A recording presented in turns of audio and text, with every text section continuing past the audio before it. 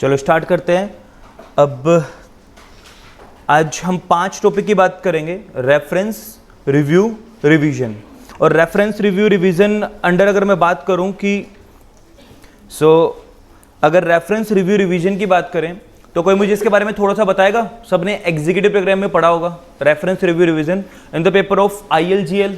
और कोई new syllabus से आया तो कहाँ पढ़ा होगा आपने? ज्यूरिस्प्रूडेंस के पेपर में, jurisprudence and interpretation of loss. तो एक बार बताओगे मुझे थोड़ा सा इसके बारे में कि what is the meaning of reference, what is the meaning of review, what is the meaning of revision. But by default एक छोटी सी वो हुआ होगा कि आपके साथ आप लोगों ने CPC का तो जरूर पढ़ा होगा, लेकिन CRPC के बारे में कभी सुना भी नहीं होगा एग्जीक्यूटिव प्रोग्राम में। बट फाइनल में अगर मैं आके बात करूँ उसमें ड्राफ्टिंग में और डिस्प्यूट के पेपर में, तो दोनों वाले हैं आपके पास, मतलब reference, review, revision under CPC और अंडर CRPC। अच्छा, और एक्ट्स की हम बात नहीं करेंगे। किसी और एक्ट में भी अगर किसी पर्टिकुलर किसी एक्ट में लाइक एग्जांपल कंपनी लॉ या फिर किसी और अदर लॉज ऑफ इंडिया अगर ये कोई प्रोविजन होगा तो भी हमारे सिलेबस का पार्ट नहीं है। हमारे सिलेबस का पार्ट क्या है? अंडर CPC और CRPC।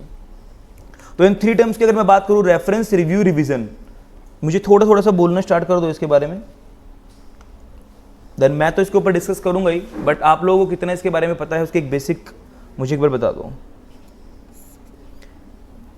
क्या इसका कुछ ये बेसिक मैंने आप लोगों को बताया था, ये लाइक अपील। उसी तरीके से अगर हो सकता है कुछ ऐसे केसेस जिनमें मेरे पास अपीलेट पावर ना हो, हमने बोला था इनहेरेंट पावर हो सकती है, मतलब इनहेरेंट पावर नहीं है, अपील की स्टैट्यूटरी पावर है। तो हो सकता है किसी लॉ के अंदर अपील के प्रोविजन हमें क्या ना हो, प्रिस्क्राइब ना हो, डिफाइन ना हो कि आप अपील में जा सकते हो, और हो सकता है हो तो भी। तो क्या मैं बोल सकता हूं यहां जो भी इनके अगेंस्ट जो भी डिक्री आई है, या तो प्लेंटिफ के फेवर में या डिफेंडेंट के फेवर में, एज अ केस में भी जिसके भी फेवर में आई है, वो उसके अगेंस्ट अगर जाना चाहता है, उसको चैलेंज करना चाह रहा है, सेम कोर्ट को भी चाह रहा है। अब लाइक जिस कोर्ट ने ये पास की थी, फॉर एग्जांपल डिस्ट्रिक्ट कोर्ट ने, तो क्या वो डिस्ट्रिक्ट कोर्ट को दोबारा से रिव्यू की एप्लीकेशन लगा सकता है? रिव्यू का मतलब, रिव्यू वर्ड रिव्यू, रिव्यू, री एग्जामिन, रिकंसिडर बोल सकते हैं, रिव्यू, री एग्जामिन, रिकंसिडर। तो सेम कोर्ट के पास मैं एक एप्लीकेशन लगा रहा हूं और उस एप्लीकेशन को, उस पेटिशन का नाम क्या होगा? रिव्यू। कि सर आप, अच्छा हायर कोर्ट में लगा सकता हूं रिव्यू? नहीं। रिव्यू का मतलब क्या है? जो आपने एक बार डिसीजन दिया उसको एक बार दोबारा से चेक कर लो, एक बार उसको रिकंसिडर कर लो। अभी मैं प्री कंडीशंस के बारे में बात नहीं कर रहा हूं कि किन किन कंडीशंस में मैं रिव्यू में जा सकता हूं या किन किन कंडीशंस में मैं नहीं जा सकता, मैं उसके बारे में बात नहीं कर रहा हूं, या इसका बेस क्या है, ओरिजिन क्या है, रिव्यू क्यों आया, और अगर आया तो किस मैगजीम के ऊपर बेस्ड है, और कहां से इसका CPC में ऑर्डर से ओरिजिन हुआ है, देन फाइनली 114 सेक्शन हमारे सामने आया है। तो सेम कोर्ट के पास अगर मुझे जाना है तो मैं किस में जाऊंगा? रिव्यू में। अच्छा, क्या मैटर डिसाइड हो चुका होगा तभी मैं रिव्यू में जा पाऊंगा? सबको रिव्यू के बारे में नाम से भी कुछ ना कुछ हिंट मिल ही जाएगा, जो प्राइमा फेसी जो देख के लग ही रहा है आपको। क्या है? सेम कोर्ट के पास जाना, सेम मैटर जो उसने डिसाइड किया है या फिर पेंडिंग है अभी, डिसाइडेड मैटर के ऊपर जाना। एक चीज क्लियर होगी, रिव्यू। अच्छा, अभी बात CPC में भी यही मान के चलो। अच्छा, रिव्यू का प्रोविजन CRPC में नहीं होता। क्या बोल दिया मैंने? रिव्यू का प्रोविजन CRPC में आपका नहीं है, तभी मैंने पहले वाला पॉइंट उठाया था। अब आते हैं दूसरा मैंने आपको क्या टर्मिनोलॉजी यूज की है? रेफरेंस। अच्छा, रेफरेंस का मतलब, समटाइम्स आप कुछ लो पढ़ते हो, बोलते हो रेफरेंस ले लो बेर एक्ट का, रेफरेंस ले लो अदर मटेरियल का। दैट मींस रेफरेंस का मतलब क्या है? अभी आप अपना डिसीजन जा चुके हो, उसके बाद आप रेफरेंस लोगे, इंटरप्रिटेशन करते टाइम पे रेफरेंस लोगे, मतलब अभी आप फाइनल कंक्लूजन तक नहीं पहुंचे हो, अभी आप इन बिटवीन हो, और कोई भी मैटर को फाइनली रीच वहां तक पहुंचाने से पहले आप चाह रहे हो फॉर अ सेफर साइड, मेरे को इस चीज के ऊपर डाउट हो रहा है, अगर कोई भी डाउट होगा तभी तो आप इंटरप्रिटेशंस में आओगे, या आप हेल्प बुक का तभी तो रेफरेंस लोगे जब आपको डाउट होगा। या फिर जो प्लेन रीडिंग अगर आप कर रहे हो और आपको डाउट, फिर भी डाउट नहीं है, फिर भी आप कोई फालतू फोन में बुक्स उठा के देख रहे हो, नहीं, कोई भी नहीं देखेगा। As per my personal opinion, अगर आपने स्ट्रेट फॉरवर्ड किसी चीज की रीडिंग की है और आपको समझ में आया है, तो आप क्यों हेल्प बुक का रेफरेंस लोगे? नहीं लोगे आप, अगर आपको समझ में आ रहा है तो। दैट मीन्स अगर कोर्ट के पास कोई भी मैटर है और अगर कोर्ट को कोई भी डाउट नहीं है, अगर कोर्ट को कोई भी लॉज की इंटरप्रिटेशन करने में प्रॉब्लम नहीं है, कोई भी एविडेंस वगैरह को कंसिडर करने में प्रॉब्लम नहीं है, तो क्या फिर भी वो रेफरेंस लेगी? किसी की नहीं लेगी। तो अगर कोर्ट के पास कोई भी मैटर पेंडिंग है, क्या बोलते मैंने word? Pending.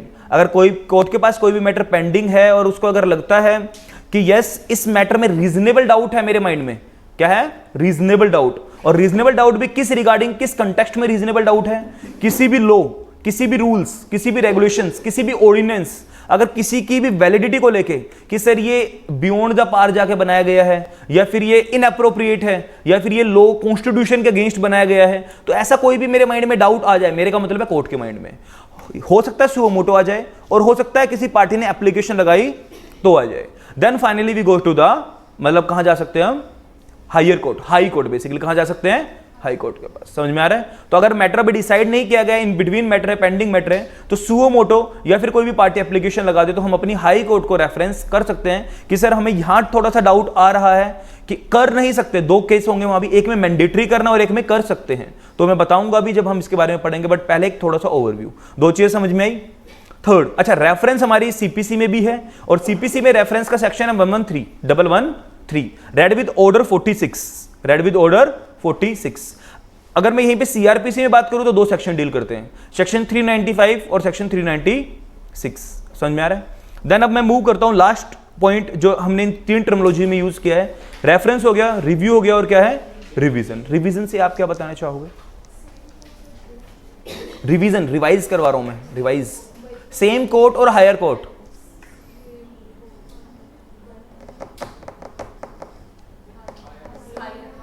Higher court basically high court, मतलब हमारी हायर कोर्ट या हाई कोर्ट ही बोल के चलेंगे, हाई कोर्ट के पास ही पार होती है। हाई कोर्ट के पास मैं क्या लगाऊंगा, रिवीजन की एप्लीकेशन। अच्छा सुओ मोटो भी कर सकते हैं हाई कोर्ट, मतलब अपनी लोअर कोर्ट अपने बच्चों से अपनी सबॉर्डिनेट कोर्ट जो इमीडिएट उससे सबॉर्डिनेट कोर्ट हो गया, कोई भी सबॉर्डिनेट कोर्ट जो भी हाई कोर्ट की जुडिक्शन में होगी, अगर हाई कोर्ट को ये लग रहा है कि उन लोगों ने कोई भी कमी की है, अच्छा किस चीज में गलती की हो, अगर मैं अभी तक बात करूं रेफरेंस की या रिव्यू की, अगर रिव्यू की बात करूं तो मैं जनरली रिव्यू की दो मैटर में हम रिव्यू की एप्लीकेशन लगाते हैं, सुन लो बस ध्यान से। फर्स्ट जो हम रिव्यू की एप्लीकेशन लगाते हैं, discovery of new evidence, new fact, new matter, अगर आपके सामने डिस्कवरी हो गई जो मेन कोर्स में नहीं थी, जब आपका केस ट्रायल चल रही थी उस टाइम आपके सामने वो एविडेंस नहीं था और पर चांस एकदम से वो आपके सामने मिल गया, कोई ट्रंक पेटी के अंदर आपको पुराने टाइम का कोई एग्रीमेंट रखा हुआ मिल गया कोई प्रॉपर्टी का, कई बार होता मूवीज में भी हम देखते हैं, और अब आपको मिल गया, तो आप बोल सकते हो कि सर प्लीज एक बार ये देख लो, आप एक बार ये कंसिडर कर लो, हमें विश्वास है अगर वो एविडेंस कोर्ट के कंसिडर कर लिया तो हमारा केस क्या हो जाएगा, रिवर्ट हो जाने का है, ठीक है ना। तो और कोई भी अगर मैं आपको बोलूं कोई भी अर्थमेटिकल अपेरेंट एरर, अगर कोई भी कोर्ट से कोई भी अर्थमेटिकल एरर हुआ है काउंटिंग करने में, लाइक पेनल्टीज काउंट करनी थी, स्टैंप ड्यूटी काउंट करनी थी, कोई भी चीज कैलकुलेट करनी थी और कुछ भी अर्थमेटिकल एरर हो जाए, मतलब प्राइमा फेसी देख के लग रहा है कि कोर्ट से कुछ ना कुछ गलती हो गई, या फिर और अदर सफिशिएंट कोज, मैं बताऊंगा सारे एग्जांपल्स दे देंगे, 5-6 एग्जांपल दे दूंगा जो आपको समझ में आ जाएगा। तो अगर ये 3-4 कंडीशन हो जाएगी तो हम कहां चले जाते हैं, रिव्यू में। क्या यहां मैं बोल सकता हूं कोई मैटर ऑफ फैक्ट नहीं था, कोई मैटर ऑफ एविडेंस नहीं था, एक जनरली कोई नया एविडेंस सामने आया तो हम जा सकते हैं, बोल सकते हैं। रिवीजन के लिए रेफरेंस के लिए किस केस में जाएंगे, ओनली एंड ओनली कोई भी लॉ के बेस पे, अगर कोई भी आपको लगता है कि yes is the question of law, और इस क्वेश्चन ऑफ लॉ को हमें क्या करना जरूरी है, कोर्ट को लगता है कि यस इसकी वैलिडिटी, इसको जस्टिफाइड और इसको बेसिकली न्याय देने के लिए हमें क्या करना पड़ेगा, हायर कोर्ट की हेल्प लेनी पड़ेगी, हाई कोर्ट की हेल्प लेनी पड़ेगी, तो चले जाएंगे। अब लास्ट चीज जो मैं आपको बोल रहा हूं रिवीजन, उसमें क्या मैटर के ऊपर जा सकते हैं हम, अपनी हाई कोर्ट के पास, या हाई कोर्ट खुद से भी हमारे पास कब आ सकती है। अभी मैं सीपीसी की बात कर रहा हूं इस वाले में, इसमें थोड़ा सा डिफरेंस है, और थोड़ा सा नहीं काफी डिफरेंस है, सीपीसी के केस में भी अलग है और सेक्शन 397 टू सेक्शन 401 सीआरपीसी के केस में अलग है।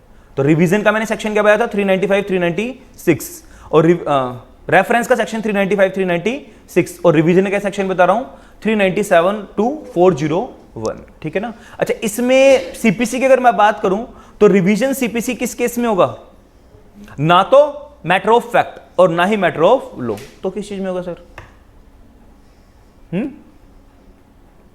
तो किस में होगा, प्रोसीजर्स, इररेगुलरिटीज इन द प्रोसीजर्स, ठीक है ना, जो मैनर, जिस मैनर में मैंने ट्रायल की है उससे, ना कि डिसीजन से, ठीक है ना।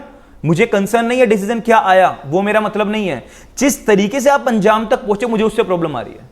आप सीएस तो बन गए कोई बात नहीं, लेकिन आप चीटिंग करके सीएस बने, हमें उस चीज से प्रॉब्लम है, ठीक है। तो हमें उस चीटिंग करने के तरीके से, आपके नेचर से किस तरीके से आप सीएस बने उस चीज से प्रॉब्लम निकालना, that is called the revision, done ना। और यहीं पे मैं बात करूंगा जब सीआरपीसी आएगा तो सीआरपीसी की। अब मैं इस चैप्टर के बारे में आगे बढ़ता हूं, होप सो आप कंफर्टेबल हो गए अब सारे टर्म्स के बारे में, जब मैं आपको अब इसके बारे में आगे बढ़ रहा हूं, डन ना। रिवीजन और हाई कोर्ट, ठीक है। बस रिवीजन हमारी बेसिकली ये याद रखना, material irregularities in the procedures या इलीगलिटीज इन द प्रोसीजर्स, इलीगल कर देना, कोई भी ब्रीच कर देना, कोर्ट से अगर कोई भी पावर का ब्रीच हुआ है जो एक्चुअली में कोर्ट के पास पावर थी नहीं और फिर भी कोर्ट ने वो पावर कर ली, जुडिक्शन। बेसिकली अगर मैं आपको इन शॉर्ट बात करूं, जुडिक्शन ऑफ द कोर्ट के ऊपर मैटर होगा। आपकी कोर्ट के पास पावर नहीं थी, जुडिक्शन नहीं थी, फिर भी उन्होंने एंटरटेन कर लिया, और थी जुडिक्शन, उससे बियॉन्ड जाकर कर लिया, ठीक है, थी उन्होंने यूज नहीं किया, बिल्कुल भी नहीं थी, उन्होंने फिर भी एक्सरसाइज कर लिया, डन ना। तो उसके बारे में बात करेंगे इसमें।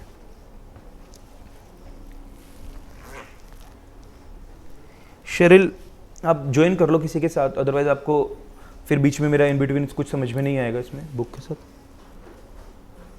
डन। तो फाइनली हम मूव करते हैं थोड़ा सा। पहले मैं आप लोगों को कुछ बताऊंगा, कुछ लिखवाऊंगा, देन उसके बाद मैं बुक के ऊपर टर्न करूंगा इसके कि बुक के अंदर हमारा क्या कंटेंट लिखा है, डन ना। तो सबसे पहली चीज, फर्स्ट थिंग फर्स्ट,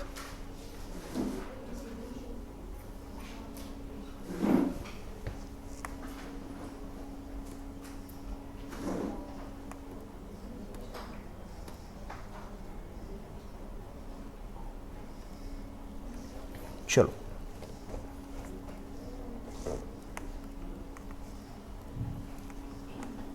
अब मैं पहले टर्म्स जिसकी बात कर रहा हूं आपके सामने वो क्या है,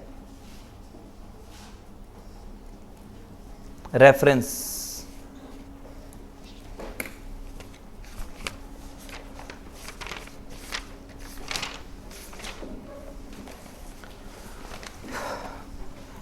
रेफरेंस, और वैसे तो दो लॉ में हम इसके बारे में बात करेंगे, रेफरेंस अंडर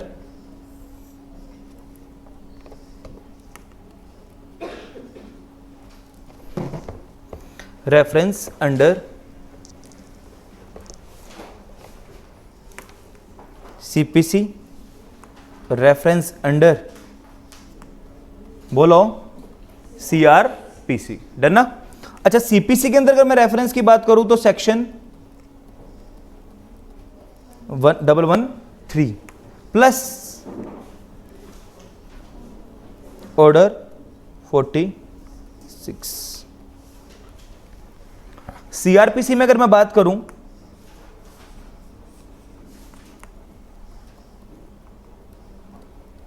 सेक्शन 395 एंड 396। ये बुक के अंदर लिखना बंद करो, कम से कम 5 पेज में जाएगा लिखने वाला, तो इसके अंदर कुछ भी नहीं आएगा। अलग से पेज कॉपी खोल लेना, कोई पता लगे बुक में ही आप लोग लिखने रख रहे हो नीचे, 4-5 पेज में कम से कम जाएगा।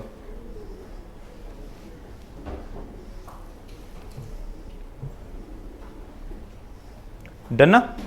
अच्छा, अभी मेरा जो फोकस पॉइंट रहेगा वो किस पे रहेगा, अंडर सीपीसी, और सीपीसी के अंदर ही बहुत कुछ है, वहीं से सीआरपीसी का सब कुछ निकल जाएगा।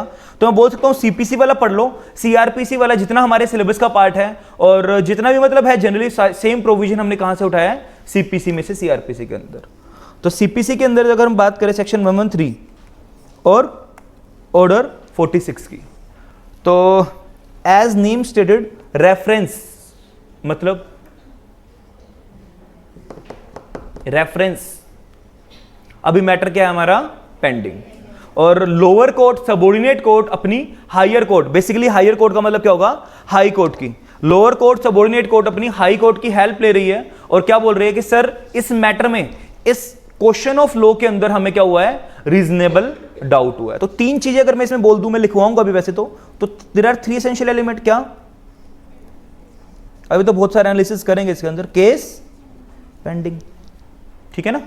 अच्छा, what is the meaning of case, यहां मेरा केस का मतलब क्या होगा, क्या चीज पेंडिंग हो, या तो कोई भी सूट, या कोई भी अपील, या फिर, और देखो ध्यान से यहां proceeding of execution of decree. पढ़ा था एक बार, मुझे ऑर्डर बोल दो, बड़ा अच्छा लगेगा जिसको ऑर्डर याद होगा। ऑर्डर 21 रूल 11, ठीक है ना। तो अगर ये कोई भी प्रोसीडिंग्स अगर पेंडिंग है, कोई भी केस पेंडिंग है, कोई भी अपील पेंडिंग है, कोई भी प्रोसीडिंग अगर पेंडिंग है, पहला क्वेश्चन तो ये पेंडिंग होनी चाहिए। माय क्वेश्चन इज दैट, अभी मैं बैठा हूं, मेरे इंटरप्रिटेशंस करने का बड़ा शौक है और है भी, हम एकेडमिक कर भी रहे हैं, मेरे माइंड में कोई ऐसा मैटर आ गया, अगर वो मुझे लगता है कि वो कॉन्स्टिट्यूशन के अगेंस्ट है, और क्या मैं उस वाले मैटर को भी लेके जा सकता हूं, क्या मैं उस वाले मैटर को भी लेके जा सकता हूं, या वो एक्चुअल पेंडिंग होना चाहिए। कोई भी केस चल रहा है, उसके बीच में क्वेश्चन अराइज हुआ हो, क्या मैं बोल दूं अराइज नहीं अभी नहीं, अराइज में बाद में लिखूंगा, रुक जाओ। पहली कंडीशन आपको समझ में आई। तो कुछ रेफरेंस में आने के लिए कुछ 3 प्री कंडीशन है। मैंने क्या वर्ड बोला? 3 प्री कंडीशंस। पूरी एग्जैक्ट लैंग्वेज में लिखवा दूंगा आप लोगों की, फिलहाल के लिए बस एक इनफॉर्मली वे में लिखवा रहा हूं, देन फॉर्मली वे में लैंग्वेज पूरी लिखवा दूंगा इसकी। डन। तो 3 प्री कंडीशंस है रेफरेंस में आने के लिए। First pre condition is case is pending, या फिर जो प्रोसिक्यूशन वो प्रोसीडिंग्स है वो क्या है? पेंडिंग है अभी हमारी, अभी इन बिटवीन है, अभी डिसाइड नहीं किया गया है। दूसरा, और बेसिकली वो किस चीज पे है और हमारे सामने क्या राइज हुआ है? क्वेश्चन ऑफ लॉ और यूसेज। मतलब जब वो सूट चल रहा था, जब वो प्रोसीडिंग्स चल रही थी, हमारे सामने क्या राइज हुआ है? अराइज क्वेश्चन ऑफ लॉ और यूसेज। उसी दौरान हुआ है, उससे पहले नहीं, उसके बाद में नहीं। तो क्या मैं यहां पे बोल सकता हूं इंटरप्रिटेशंस करके? That is not on hypothetical basis. बोल सकते हैं ना? हाइपोथेटिकल बेसिस में मुझे लग रहा है कि हाँ, लॉ के अंदर ये कमी हो सकती है, क्वेश्चन राइज हो सकता है। जैसे मैं सिचुएशंस बनाता रहता हूं, फंडिंग के पेपर में, ड्राफ्टिंग के पेपर में, आज भी मैं बनाऊंगा काफी सारी सिचुएशंस। तो क्या मुझे मेरे माइंड में इंटरप्रिटेशन आई हो जिसका लॉ ने कहीं पे जवाब नहीं दिया, तो क्या मैं वो भी मैटर लेके जा सकता हूं रेफरेंस में? नहीं। कोर्ट के पास मैटर पेंडिंग है, कोर्ट के पास मैटर डिसाइडेड अभी हुआ नहीं, चल रहा है, वहां कोर्ट के माइंड में क्या आता है? कोई को भी क्वेश्चन राइज हो रहा है, हाँ यार ये तो जेन्युइन है। इधर पार्टी भी कर सकती है और इधर कोर्ट को खुद से भी हो सकता है, ठीक है ना? या तो पार्टीज नहीं बोल दे कि सर हमें तो ये लोग अच्छा नहीं लग रहा है, और हो सकता है खुद भी। लाइक फॉर एग्जांपल, अगर मैं सीआरपीसी में बात करूं, सीआरपीसी के पर्सपेक्टिव से, मतलब क्रिमिनल है वो, थोड़ा सा सिविल में बोलना ठीक नहीं होगा, बट फिर भी एक समझाने के लिए मैं आपको समझा रहा हूं। लाइक पतंग उड़ाना, पतंग उड़ाते हैं सब। लाइक फॉर एग्जांपल दिल्ली में हाई कोर्ट ने, ऐसा कुछ है नहीं, हाई कोर्ट ने एक नोटिफिकेशन दी है और दिल्ली के अंदर जो भी पतंग उड़ाता हुआ मिलेगा उसको 7 साल की कैद होगी। क्यों होगी? क्योंकि जो मांझा यूज करते हैं वो क्या है? चाइनीज है, और उससे या तो कोरोना वायरस हमारा उसमें आ रहा है मिलके, या फिर चलो वो भी चीज छोड़ देते हैं, वो पक्षियों को मार रहा है, चलो वो भी चीज छोड़ देते हैं। वो बाई चांस कई बार रोड पे गिर जाता तो उसमें उलझ के ना सारे इंसान गिर रहे, और जिसकी वजह से रोड एक्सीडेंट्स और किसी इंसान का गला कट गया उस मांझे से, मतलब कहने का मतलब कोई ना कोई प्रॉब्लम हो गई है। दैट्स व्हाई हाई कोर्ट ने क्या कर दिया है? उसके ऊपर आपका बैन लगा दिया, और कोई भी अब दिल्ली के अंदर क्या नहीं उड़ाएगा? पतंग को नहीं उड़ाएगा। तो इस मैटर को, और किसी ने, अब मैं उड़ा रहा था, और वैसे मैं उड़ाता नहीं हूं जनरली, अब मैं उड़ा रहा था और क्या हुआ? किसी ने मेरे को देख लिया और मेरी एफआईआर लगा दी। क्या कर दिया? FIR. Under which section? 154 of CrPC, FIR लगा दी। देन उसके ऊपर पूरा प्रोसीजर हुआ हमारा, 160, 161, 162। देन उसके बाद पुलिस रिपोर्ट फाइनली कहां बन के आती थी, याद है किसी को? 173 सबसेक्शन 2 के अंदर सीआरपीसी में पुलिस रिपोर्ट हमारी बन के सामने आई। अब मेरे अगेंस्ट फ्रेमिंग ऑफ इश्यूज हुआ, एंड देन मेरे अगेंस्ट में ट्रायल ऑफ केसेस चलना स्टार्ट हो गया। देन इन बिटवीन मैं कोर्ट को जाके बोल रहा हूं, डिस्ट्रिक्ट कोर्ट का मैटर है, मैं कोर्ट में जाके बोल रहा हूं सर ये क्या है, मतलब डिस्ट्रिक्ट एंड सेशन कोर्ट का मैटर है, या फिर उससे भी लोअर में अगर आपको किसी मजिस्ट्रेट कोर्ट का नाम लेना वो भी ले लो।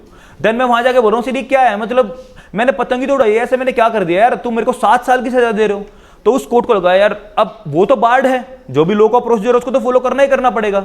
बट उस कोर्ट में मैंने एक क्वेश्चन उठाया कि सर ये क्या, मतलब मैंने जस्ट एक नॉर्मली एक पतंग उड़ाई और मुझे 7 साल की सजा, ऐसा मैंने क्या कर दिया? तो उनको लगा कि हाँ यार जेन्युइन कंसर्न है, तो वो कोर्ट भी सेटिस्फाई हुई। पहली बात ये, जो क्वेश्चन ऑफ लॉ अराइज हुआ है, अब मैं इसे समझाना चाह रहा हूं, वो कोर्ट, जो लोअर कोर्ट जिसके अंदर वो चल रहा है, वो भी सेटिस्फाई हो इस चीज से, या तो सुओ मोटो सेटिस्फाई हो या फिर किसी पार्टी ने एप्लीकेशन लगाई है वो सेटिस्फाई हो। हाँ, अब उन कोर्ट ने क्या किया है, आगे हाई कोर्ट में रेफरेंस दी कि सर एक बार आप देखो ये लॉ तो हमें बड़ा अजीब सा लग रहा है, मतलब ये तो कॉन्स्टिट्यूशन के अगेंस्ट जा रहा है। भाई किसी इंसान ने कोई ऐसा क्राइम किया तो नहीं, अगर मैं अंडर सीआरपीसी जाके बात करूं, क्राइम की मैंने आपको बताया था, मोटिव भी होना चाहिए, इंटेंशन भी होना चाहिए, और पार्टी को हार्म भी होना चाहिए। अब किसी को हुआ नहीं तो आप किस बेस पे इसको 7 साल की सजा आप सुना सकते हो? तो क्या मैं बोल सकता हूं हाई कोर्ट को लग रहा है कि हाँ गलती हुई है, हम लोगों से लॉ वगैरह का ऑर्डर पास करने में गलती हुई है, और वो चेंज कर सकता है? बता रहे समझ में? तो इस टाइप का मैटर, तो इसमें क्या मैं बोल सकता हूं केस पेंडिंग था, मैंने एफआईआर क्यों बीच में लेके आया? केस पेंडिंग था। ऐसे ही मैंने किसी को देख लिया पतंग उड़ाते हुए और मैं चला गया उसके अगेंस्ट में कोर्ट में, तो क्या वो मतलब मैंने उसके अगेंस्ट में क्या कर दिया, एक्शन ले लिया, या फिर हाई कोर्ट में चला गया, मेरे को खुद मन किया पतंग उड़ाने का, मेरा दिल कर रहा है, अब बीइंग एडवोकेट है मेरा दिल कर रहा है और मैं चाह रहा हूं नहीं यार मैं उड़ाऊंगा, 7 साल हो गए, मेरे को जेल में भी नहीं जाना, मैं पहले एप्लीकेशन लगा रहा हूं कोर्ट में कि आपने जो लॉ बनाया ना गलत बनाया है। तो इज दिस रेफरेंस? मैंने कोर्ट में, लोअर कोर्ट में एप्लीकेशन लगा दी 30,000 में पटियाला हाउस में कि आप है ना हाई कोर्ट के अंदर एप्लीकेशन लेके जाओ और बोलो कि ये लो गलत है, क्या इट इज रेफरेंस? नहीं। किसी ने मेरे अगेंस्ट में केस किया, वो पेंडिंग है, तो मैं क्वेश्चन उठा सकता हूं, कोई भी पार्टी, एनी पार्टी। अब वो पार्टी, मैं भी एग्रीड भी, basically any agreed party word use करूंगा मैं, एनी एग्रीड पार्टी। तो वेदर वो पार्टी कौन हो सकता है, वो पार्टी टू द सूट भी हो सकती है और कोई स्ट्रेंजर भी हो सकता है। तो रेफरेंस के अंदर कोई भी पार्टी हमारी क्या कर सकती है, एप्लीकेशन लगा सकती है। इतना समझ में आया सबको? तो क्या दो चीजें निकल के आई, पहली चीज क्या, केस इज पेंडिंग। तो मोस्ट इंपॉर्टेंट है केस पेंडिंग है, हाइपोथेटिकल फैक्ट्स पे नहीं। आप अपनी इंटेलिजेंस, रीजनेबल डाउट आपको वैसे बैठ के आ रहा है, वो कोई कंसर्न नहीं करता। वेदर कितना भी इंटरेस्टिंग वो क्वेश्चन क्यों ना हो, कितना भी इंपॉर्टेंट वो क्वेश्चन क्यों ना हो, irrelevant, totally irrelevant, case is pending. समझ में आ रही है? और वो कोई क्या होना चाहिए, हाइपोथेटिकल ना हो। दूसरी चीज क्या है, वो क्वेश्चन राइज हुआ हो या लॉ से रिलेटेड है या फिर यूसेज से रिलेटेड है।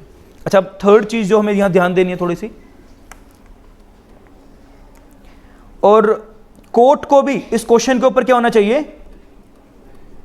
Reasonable doubt on such question, reasonable doubt on such question.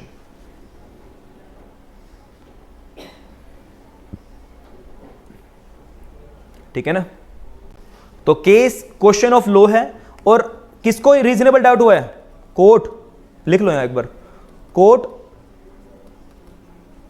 Trying the suit या अपील या execution of decree have reasonable doubt on such question. समझ में आ गया? उनको क्या है, रीजनेबल डाउट है।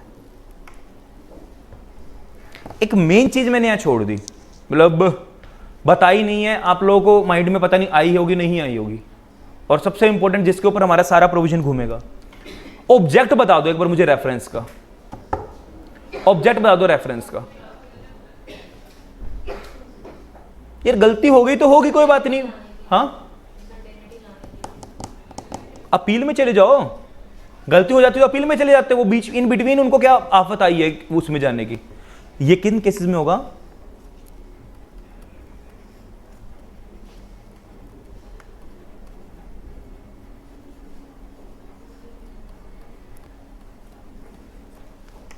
किन केसेस में होगा, non appealable cases. High court को मतलब बेसिकली हमारी कोर्ट को लगता है अगर मैंने कोई डिसीजन सुना दिया और वो डिसीजन हमारा हो गया गलत, तो बेचारों के पास तो अपील का भी राइट नहीं है। ठीक है ना?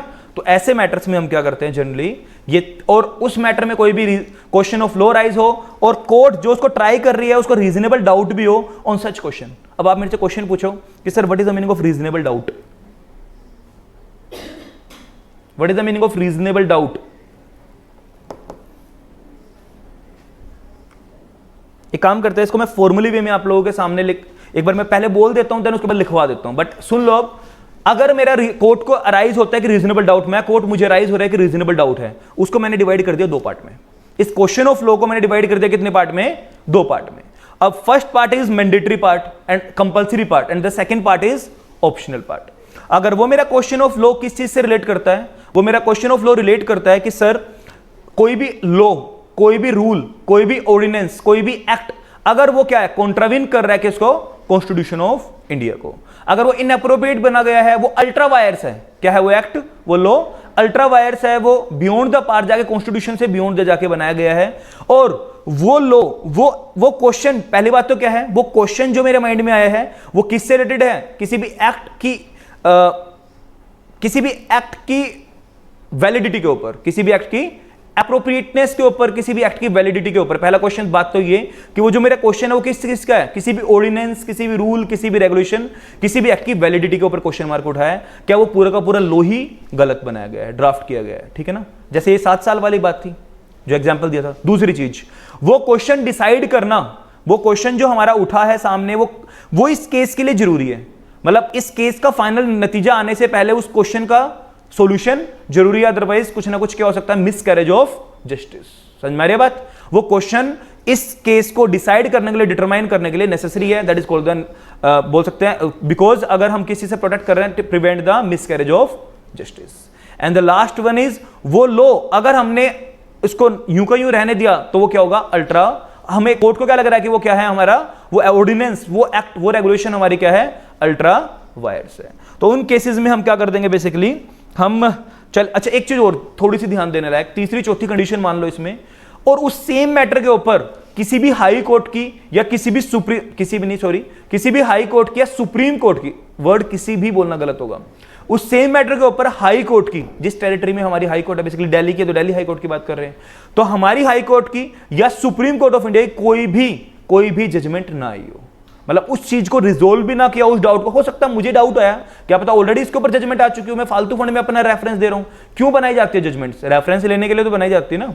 उस सेम मैटर के ऊपर कोई भी कोर्ट ने, यानी हाई कोर्ट ने या फिर सुप्रीम कोर्ट ऑफ इंडिया ने उस मैटर को डिसाइड ना किया हो किसी भी अपनी अर्लियर जजमेंट के अंदर, पास्ट जजमेंट के अंदर, हाँ किया हो हाई कोर्ट ने, लेकिन हो सकता है दूसरी वाली हाई कोर्ट ने सेम चीज को ऊपर कॉन्ट्राडिक्टरी ऑर्डर दे दिया हो, मेरे वाली बोल रहे हैं बिल्कुल जेन्युइन है, कोई दिक्कत नहीं है, कोई लो गलत नहीं है, इसको तो देना ही देनी पड़ेगी सजा, दूसरे वाली हाई कोर्ट बोल रहे नहीं सजा, हो सकता है डबल बेंच हो, दूसरे वाला बेंच बोल रहा है मैं उसके ऊपर अपील ले गया, उसने बोल दिया नहीं कोई दिक्कत नहीं है, सही है लो, मतलब गलत है लो को सही होना चाहिए, आपस में कॉन्ट्राडिक्ट हो रहे हैं। तो अगर ऐसी है, फिर भी अगर हाई कोर्ट की आई है और हाई कोर्ट ने दूसरे केस में, समटाइम्स होता है ना पहले ये जजमेंट दी थी, दूसरी बार दूसरी जजमेंट, तो अगर हाई कोर्ट भी कॉन्ट्राडिक्ट कर रही है तो भी आप जा सकते हो, या तो हाई कोर्ट के सुप्रीम कोर्ट की कोई भी डिसीजन नहीं आया है, या फिर आया था और वो आपस में कॉन्ट्राडिक्ट कर रहे हैं, तो भी आप जा सकते हो। तो मैंने क्या क्या बोल दिया आपको, reasonable doubt on the question of law, then question of law को मैंने कितने पार्ट में डिवाइड किया, मैंडेटरी क्वेश्चन जो मुझे ट्रांसफर करना ही करना पड़ेगा, वो किससे रिलेटेड होगा, mandatory on the appropriateness or the validity of the act, ordinance, rules, regulations, appropriateness और अदर क्वेश्चंस, वो नॉर्मली इंटरप्रिटेशन ऑफ लॉ वगैरह के ऊपर आ जाएगा कि सर इस लॉ को इंटरप्रेट करने में हमें थोड़ी सी प्रॉब्लम हो रही है, या किसी पर्टिकुलर सेक्शन के अंदर मुझे लग रहा है फाइन पेनल्टी ज्यादा कम है, उसकी बात की जा रही है, उसको साइड कर दो, वो ऑप्शनल है, उसकी कोई दिक्कत वाली बात नहीं है। तो अब मुझे लग रहा है कि वो नॉन अपीलेबल केस है और वो एक्ट ही गलत बना है, वो लॉ ही गलत बना है, कई बार समटाइम्स पार्लियामेंट ऑफ इंडिया से गलती हो गई वो बनाने में, वो हमारा जो नेचुरल जस्टिस है उसको अफेक्ट कर रहा है, वो हमारे कॉन्स्टिट्यूशनल को अफेक्ट कर रहा है। सेकंड चीज मैंने क्या बोली थी आपको कि वो लॉ हमारा क्या है, उस लॉ को उस क्वेश्चन को डिसाइड करना जरूरी है due to miscarriage of justice, to prevent the miscarriage of justice. Third one is वो लॉ, हमें लगता है लोअर कोर्ट को क्या लगता है कि वो लॉ क्या है, बियॉन्ड द पार जाके बनाया गया अल्ट्रा वायर्स है। And the last one is तभी हम जा सकते हैं रेफरेंस लेके जब तक कोई भी हाई कोर्ट या सुप्रीम कोर्ट का उसके ऊपर अर्लियर डिसीजन ना आया हो। समझ में आ रही है? तो हम कहां जा सकते हैं, रेफरेंस में जा सकते हैं, अदरवाइज हम रेफरेंस में नहीं जा सकते। तो ये सारी केसेस एक बार मैं आपको लिखवा रहा हूं, फटाफट से उसको लिख लो। एंड देन कौन पार्टी जा सकती है, एक बार मैं ओरली डिस्कस करूं तो कौन पार्टी जा सकती है, कोई भी पार्टी। तो बेसिकली कोई भी पार्टी इसमें जा सकती है, हमारी कोर्ट खुद से भी जा सकती है सुओ मोटो, और कोई पार्टी चाहे तो एप्लीकेशन लगा दे तो भी जा सकती है। ठीक है ना, हाइपोथेटिकल वाला पॉइंट। अच्छा, इस वाले केस में अब हाई कोर्ट की पावर क्या होगी, मैंने एप्लीकेशन लगा दी, अब हाई कोर्ट की पावर क्या होगी, consultative power. Basically high court खुद से डिसीजन नहीं देगा, हाई कोर्ट क्या बोलेगा, अपनी जिस कोर्ट ने रेफरेंस दिया था उस कोर्ट को ही बोलेगा, ठीक है इसका ये मैटर है। एक्चुअली में ऑर्डर कौन देगा, हाई कोर्ट या lower court, lower court. High court से तो मैंने सलाह ली है, डिसीजन तो मैं ही दूंगा, तो हाई कोर्ट से तो मैंने बस जस्ट रेफरेंस ली थी, उस रेफरेंस में उन्होंने डिसीजन दे दिया और वो डिसीजन मेरा कंसल्टेटिव पावर है, और वो डिसीजन मैंने सुना और आगे प्रोनाउंस कर दिया। अच्छा, डिस्क्रिशनरी पावर भी हाई कोर्ट के पास, चाहे तो वो इस रेफरेंस का रिप्लाई कर दे और चाहे तो रिप्लाई ना करे। बट हाई कोर्ट के पास में जाने से पहले, दैट मींस वो कोर्ट रेफरेंस देने से पहले अगर वो सुओ मोटो है तो बात, अगर वो एप्लीकेशन पार्टी ने लगाई है तो भी, सुओ मोटो है तो भी, हमें दोनों पार्टीज को पहले reasonable opportunity of being heard देनी पड़ेगी, तभी हम कहां जाएंगे, हाई कोर्ट में। थोड़ा सा ध्यान से, एक केस लो हुआ था Ganga Dutt and others versus Mandir Narain द्योता।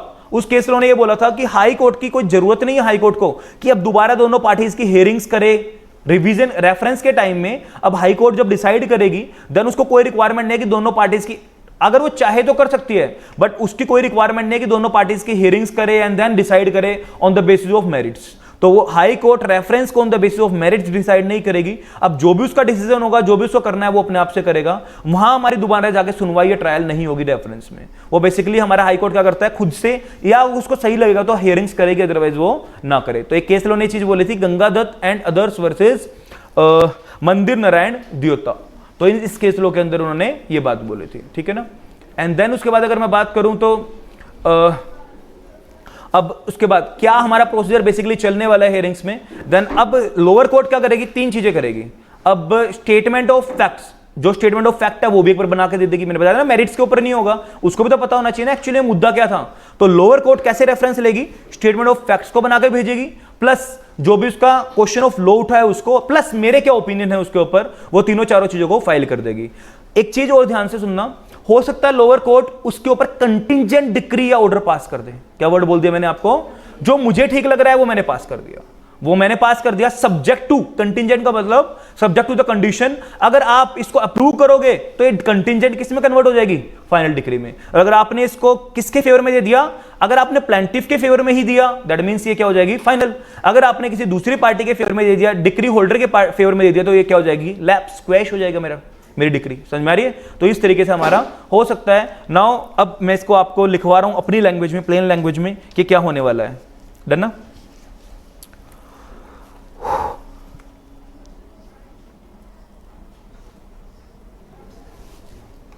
लिखो, लिखूं या फिर मैं आपको जस्ट ओरली वो कर दूं, आप लिख लोगे? देखता हूं, अगर मैं लिख के, अगर स्पीड से लिखा गया है, देन अगर लग रहा है कि ज्यादा स्लो हो रहा है तो मैं आपको ओरली डिस्कस कर लूंगा। डन ना? तो चलो नोट डाउन करो।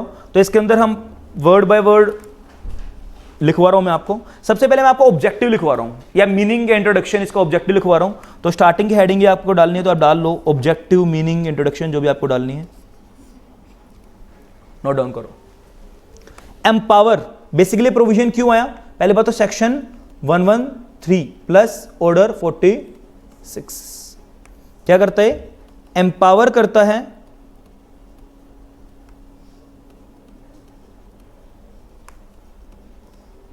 लोअर कोर्ट्स को to make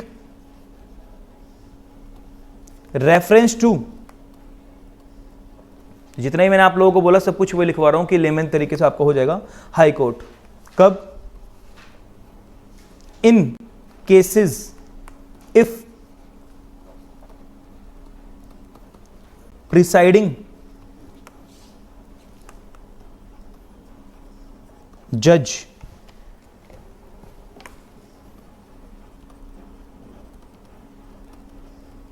entertains a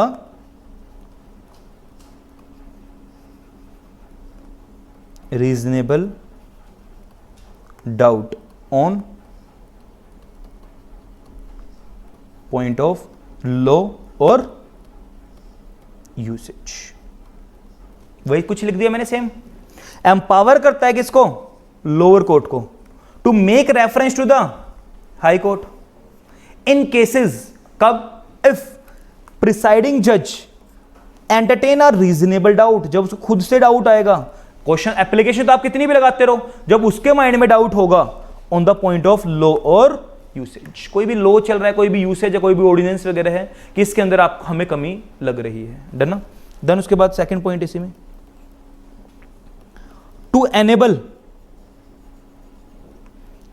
this subordinate court. ये क्यों बनाया गया प्रोविजन? बेसिकली ऑब्जेक्टिव क्या है इसका? To enable this subordinate courts to obtain in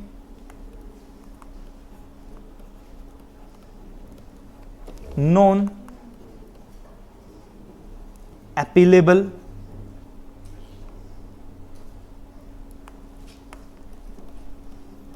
cases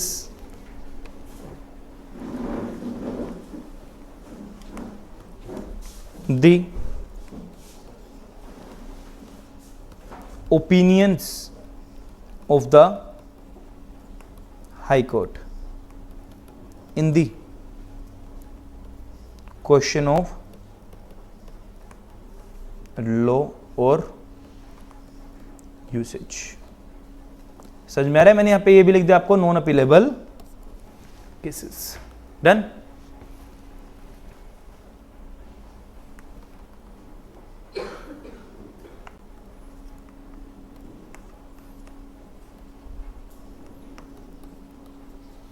three pre conditions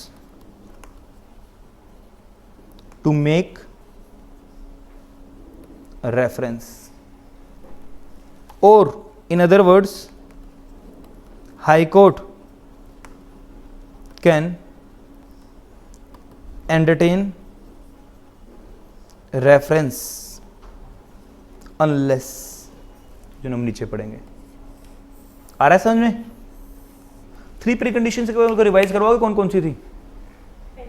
case is pending. दूसरी बात, क्वेश्चन ऑफ लॉ या यूसेज अराइज हुआ, arise at the time of well case is pending. And the last, court को भी उसके ऊपर क्या है? रीजनेबल डाउट है।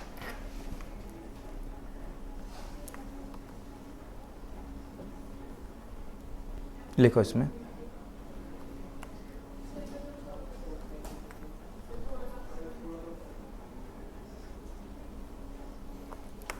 लिखो first one, there must be a pending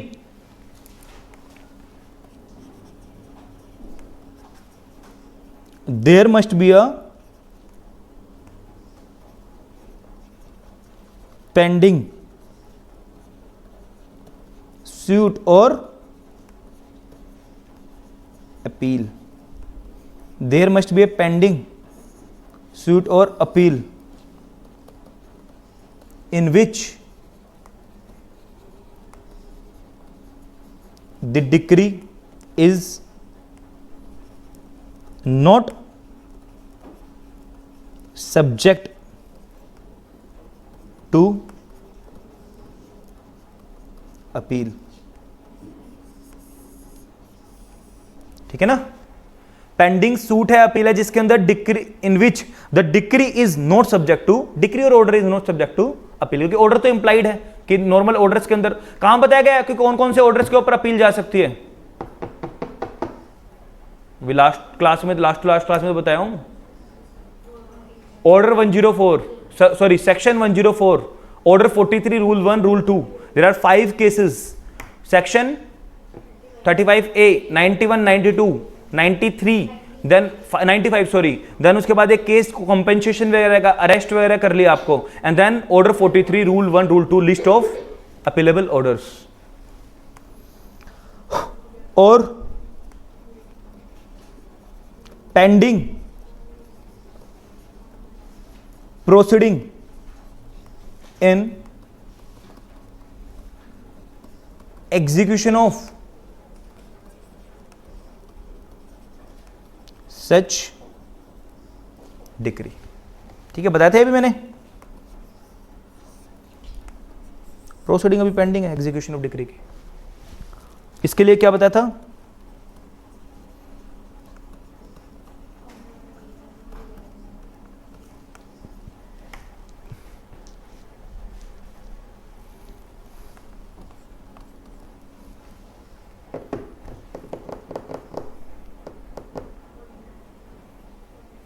आगे बढ़ते हैं।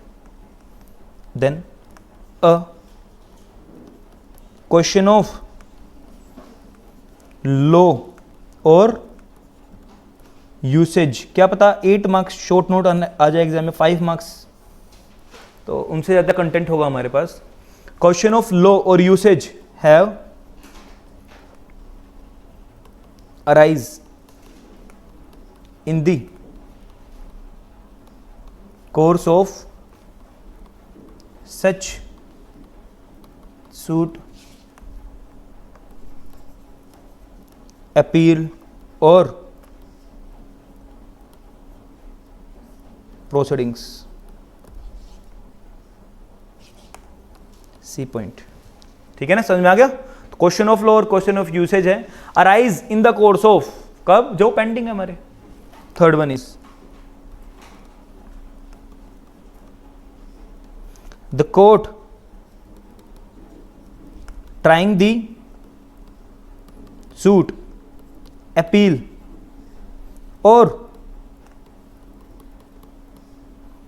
executing the decree must have a reasonable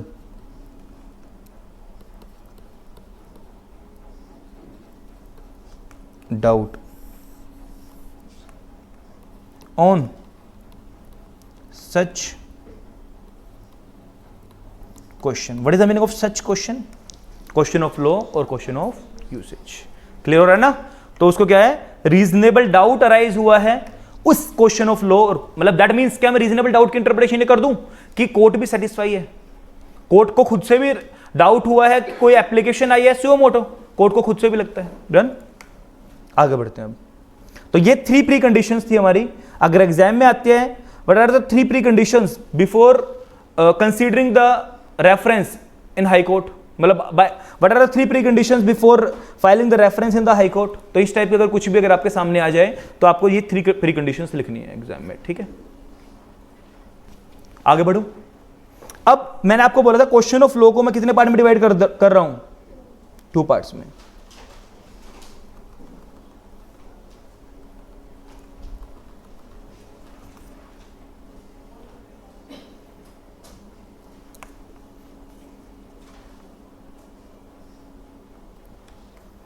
Now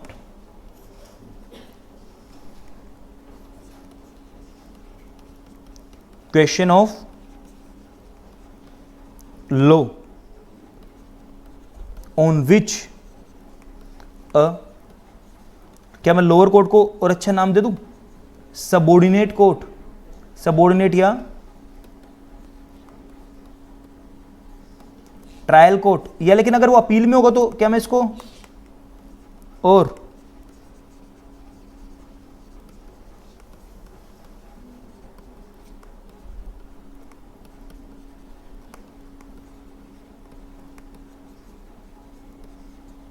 बोल सकता हूं ना एज अ केस में भी। ट्रायल कोर्ट है, सबऑर्डिनेट कोर्ट, सबऑर्डिनेट वर्ड मैं यूज कर रहा हूं एग्जीक्यूटिंग कोर्ट के लिए। ट्रायल कोर्ट है जिसके अंदर सामने एक्चुअली में हुआ है, एपीलेट कोर्ट है जहां अपील थी। समझ में आ रही है ना बात। तो मैंने तीनों कोर्ट्स का नाम ले दिया आपके सामने। एज अ केस में B entertain a reasonable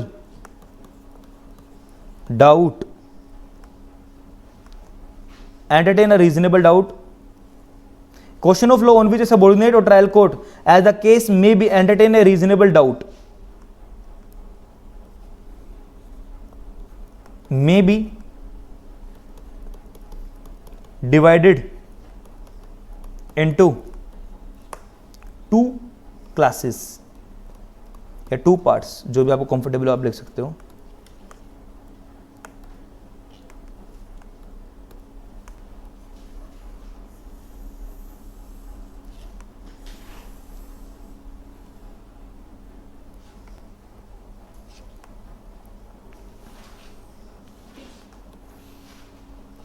first one is mandatory या कंपल्सरी, या obligatory, and the last one is मतलब second one is optional. Done ना। अच्छा, ऑप्शनल मैंडेटरी कब होगी?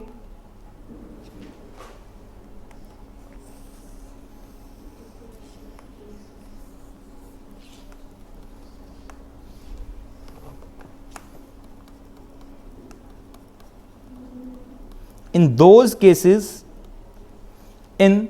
cases बोलो। अरे ये इन those cases नहीं, जो मैंने बताया था आप लोगों को यही बोल रहे हो, इन those cases बताओ कौन से वाले केस में मैंडेटरी वाला बताया था मैंने? Validity of the act ordinance की उसी कॉन्स्टिट्यूशनलिटी को लेके।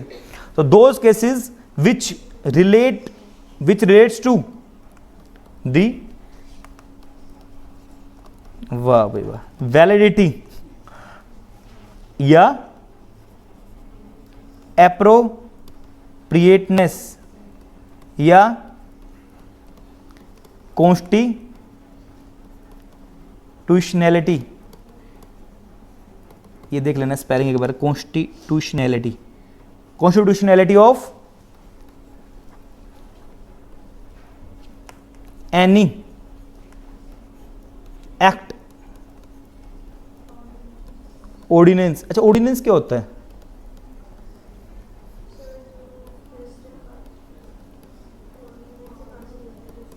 एक 180 दिन के लिए कितने दिन के लिए होता है उसका?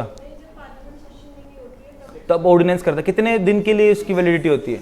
जब तक वो नेक्स्ट क्या नहीं आ रहा है, सेशन में नहीं आ रही है जब तक, या फिर कितने हफ्ते? 6 वीक्स, तो या फिर जब तक, है ना, एक्ट, ऑर्डिनेंस और रेगुलेशन, ठीक है ना। तो अगर उसके ऊपर आ रही है, या फिर यहां मैं लिख दूं अदर केसेस, कोई भी वैसे इंटरप्रिटेशंस वगैरह पे, अदर या रिमेनिंग कुछ भी कर लो, क्योंकि सेम सेंस हो रही है, अदर या रिमेनिंग केसेस। ये वाली चीज थोड़ी सी ध्यान लेने लायक है, वैलिडिटी, अप्रोप्रिएटनेस या कॉन्स्टिट्यूशनैलिटी किसी भी एक्ट की, ऑर्डिनेंस की। पूरा पूरा एक्ट ही आपको लग रहा है फालतू फंड का बनाया गया है, या कोई भी एक प्रोविजन लग रहा है, तो ठीक है, now it is optional.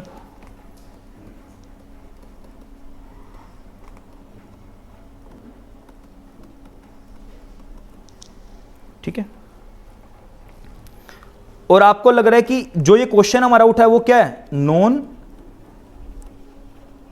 Appealable cases, ठीक है ना। वो वाली बात नहीं भूलनी है बिल्कुल भी, कि रेफरेंस लगेगी कहां, नॉन अपीलेबल केसेस में। आगे बढ़ूं, अब इसमें भी मैंने आपको बताई थी कुछ, तभी आप जा सकते हो कहां, रेफरेंस में, इफ fulfilled following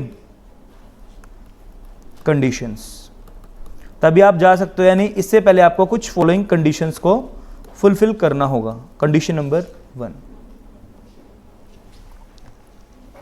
क्या बताया था, याद है?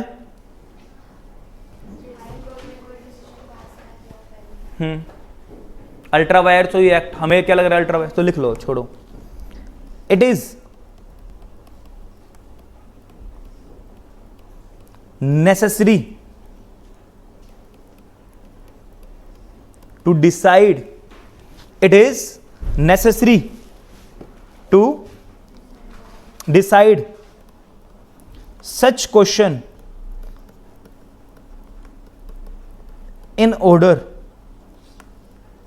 to dispose of the case। क्या समझे इससे? उस क्वेश्चन को डिसाइड करना जरूरी था जब तक वो केस हमारा क्या नहीं होगा, डिस्पोज ऑफ नहीं हो सकता। क्या इसको दूसरी लैंग्वेज में इंटरप्रिटेशन और लिखवा दूं, कभी बाद में ऐसे सोचो कि ये क्या है, दैट इज, यानी इंटरप्रिटेशन की interpretation, determination of which is necessary for deciding the matter, ठीक है ना। डिटरमाइन करना पहले जरूरी था उस मैटर को डिसाइड करने के लिए।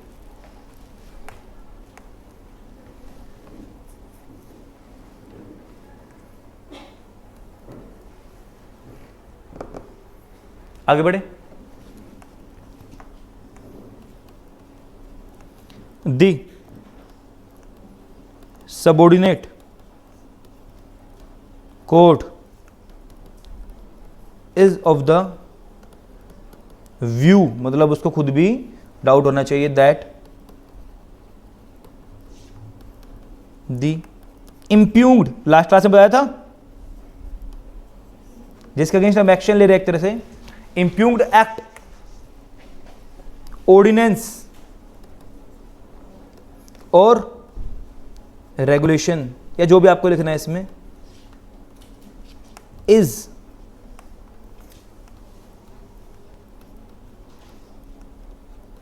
Ultra vires. वो आप समझ जाना, अब अल्ट्रा वायर्स किससे है, कोई भी कॉन्स्टिट्यूशन से बेसिकली अल्ट्रा वायर्स है। And there is no determination by supreme court और हाई कोर्ट, कोई भी डिटरमाइन ना किया हो सुप्रीम कोर्ट। बिल्कुल लेमन लैंग्वेज में मैंने इसमें लिखवा दिया आप लोगों को, और समझा भी दिया था, और अब एक बार बुक में भी दिखा दूंगा। अच्छा, ये चीज किसने बताई, ये 3 कंडीशंस किसने बताई थी? इन जनरल तो थी नहीं है, ये 3 कंडीशंस है ना हमारी, ये 3 कंडीशंस है, प्री कंडीशंस, एक केस लॉ ने बताई थी।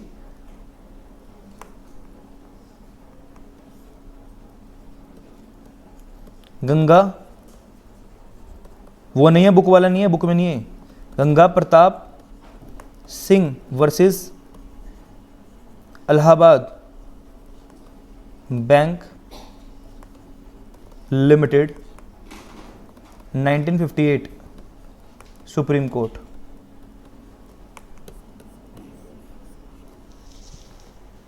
इसने बताया था कि 3 कंडीशन फुलफिल होनी चाहिए। अगर आपको ऐड ऑन करना तो आप कर सकते हो, और ये क्वेश्चन को डिसाइड करना क्या क्यों जरूरी है, to prevent the miscarriage of justice. तो अगर आपको ऐड करना तो कर लो। तो मैंने रेफरेंस ली केस लो की, लोअर कोर्ट रेफरेंस ले रहा, हाई कोर्ट की बोल सकते हैं रेफरेंस लेना, हेल्प लेना।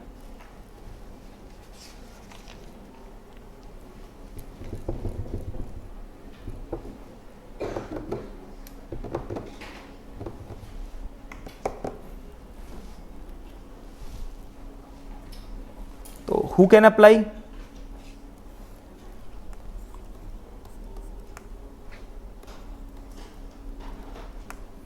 हु में अप्लाई, बताओ। Only a court, high court पे अप्लाई करने की बात हो रही है अब, ना कि उस लोअर कोर्ट के अंदर अप्लाई करने की। हु ओनली अ कोर्ट, ऐसे ये भी आ सकता है एग्जाम में, और आप कंफ्यूज हो गए उस वाली कोर्ट में अप्लाई करने का। और हालांकि यहाँ तो नहीं आ सकता, मतलब कहने का एक वाइडर लेवल पर अगर देखें तो आप लोगों का दिमाग कहाँ जाएगा, कौन सी कोर्ट में अप्लाई करना, लोअर कोर्ट में। और यहाँ तो लोअर कोर्ट जनरली अप्लाई कर रही है हाई कोर्ट में। तो only a court can refer a case either on an application of a party or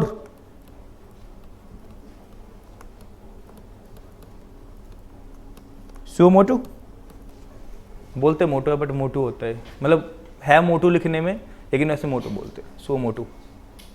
MOTO गलत होता है, MOTU होता है।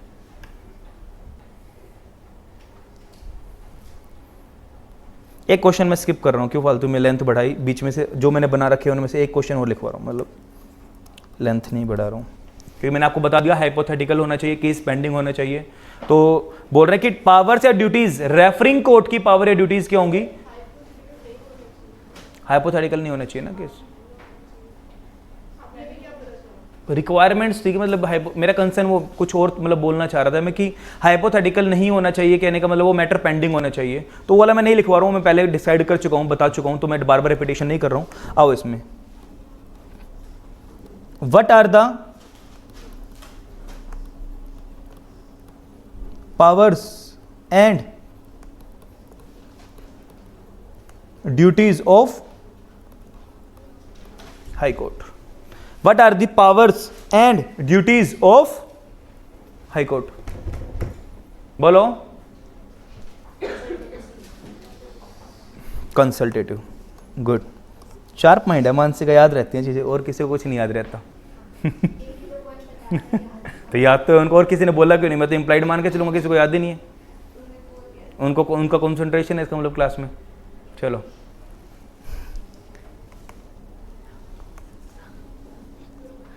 आज पहली बार मानसी की तारीफ हो रही है, बड़ा अच्छा लग रहा होगा। चलो, तो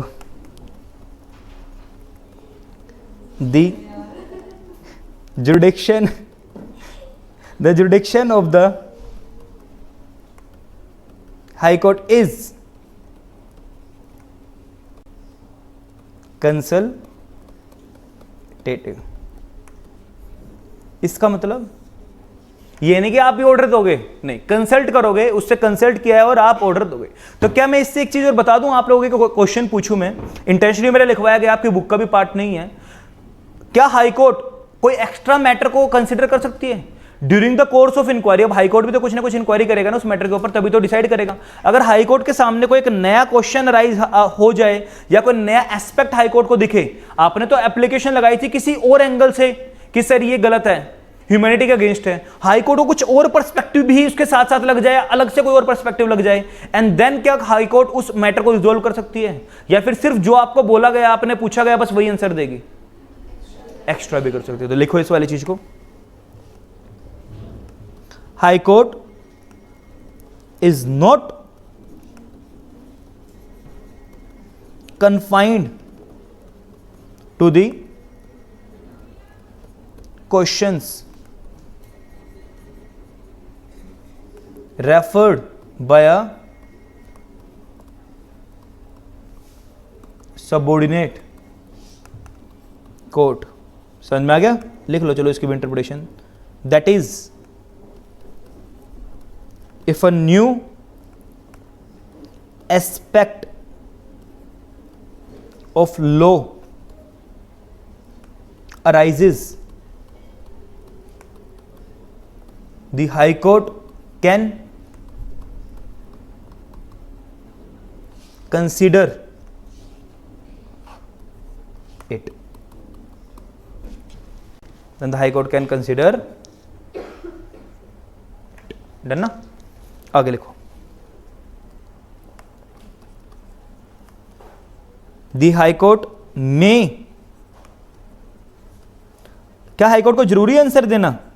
नहीं, डिस्क्रिशनरी पावर। हाई कोर्ट में answer the question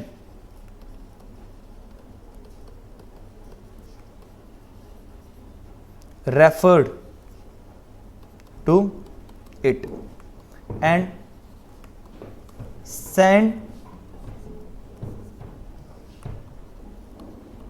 back the case to the,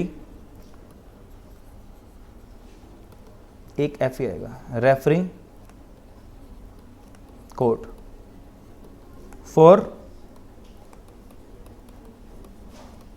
disposal इन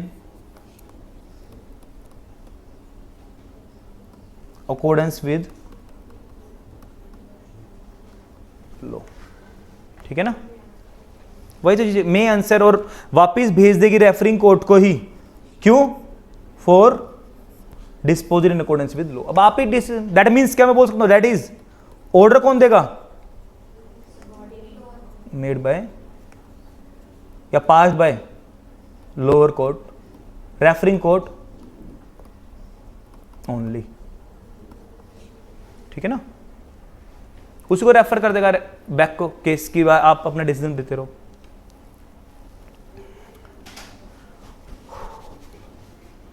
आगे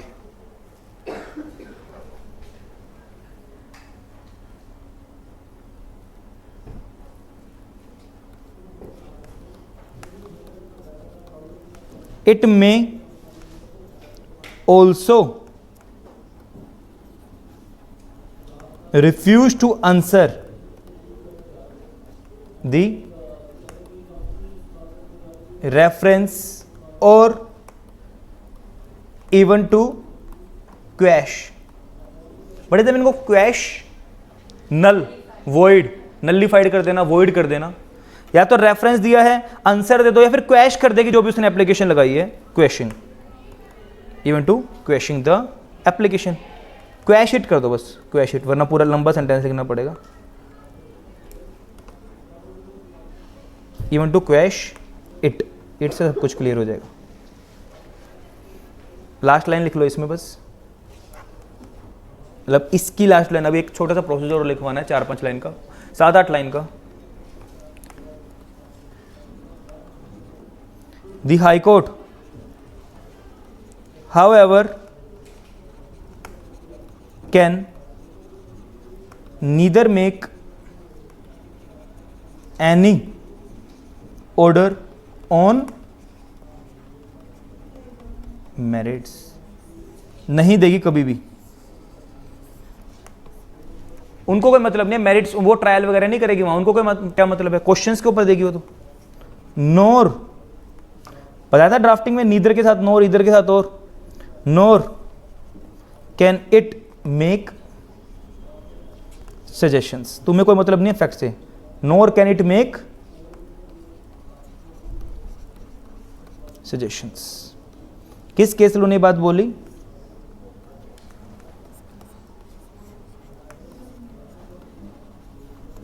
ध्यान से दोबारा नाम, गंगा नहीं है, वो अलग है। दत्त एंड अदर्स वर्सेस मंदिर, क्या नाम हुए, मंदिर नारायण देवता देवता देवता वट जो भी है। देवता नहीं है, देवता का मतलब भगवान होता है, पता नहीं, देवता होता है वो तो, अब पता नहीं, देवता देवता नहीं है, DEOTA है देवता। इंडियंस हैं, पत्थर को ही भगवान मानना शुरू कर देंगे, वरना देवता को DEOTA के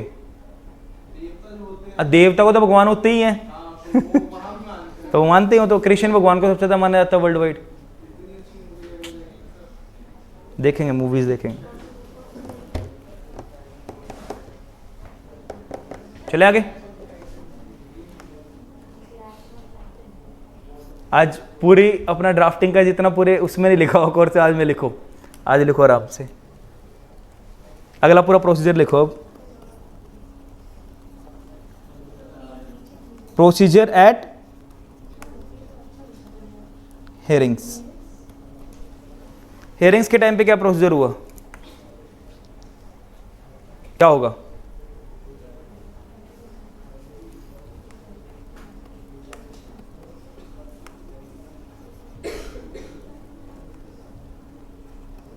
द रेफरिंग कोर्ट बताया था क्या करेगी, should draw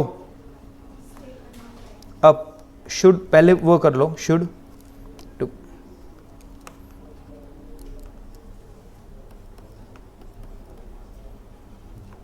draw up a statement of the facts of the case. Second point, then क्या करेगी, formulate the question of law on which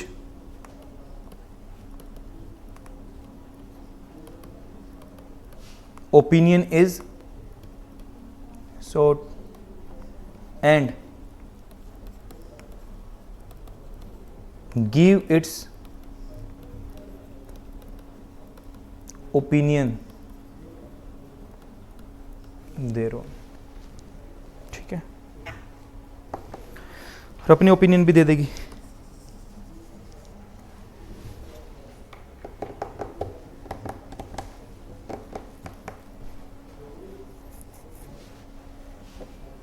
आगे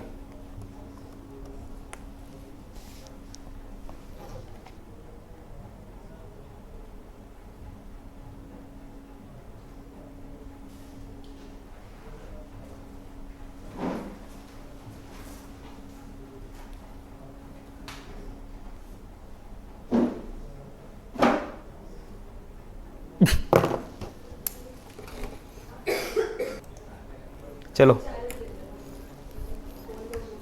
तो फोन लेके जाना अलाउड नहीं है।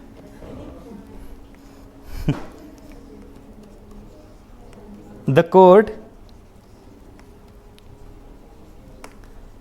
में इधर stay the proceedings. The court में इधर, अच्छा इसको ना ऐसे कर लो, रुको, इसको नेक्स्ट पॉइंट बना लो, रुको, ये ना इसको लगा लो ए पॉइंट इसका यहाँ।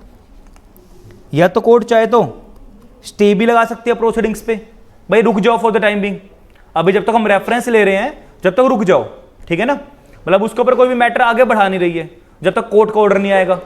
या फिर बी पॉइंट, और मे पास अ डिक्री और ऑर्डर। तो दो बातें होंगी, या तो स्टे लगा देगी या फिर हो सकता है डिक्री और ऑर्डर पास कर दे। दैट इज वो क्या होगी, contingent upon the decision of the High Court. ठीक है, आगे. If the High Court answers the question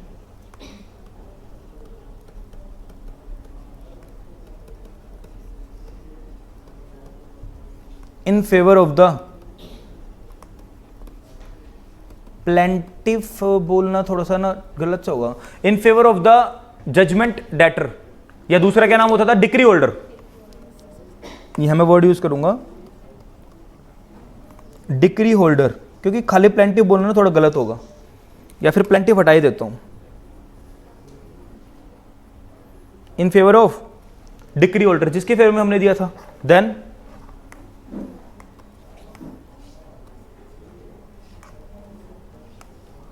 decree holder, तो फिर क्या बोल देंगे, then the decree will be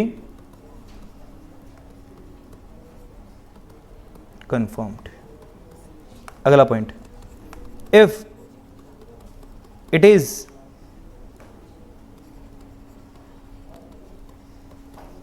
against the decree holder, तो सूट या अपील जो भी है विल बी डिसमिस्ड. खत्म हो जाएगा, दोबारा से उसको देखो मैटर को.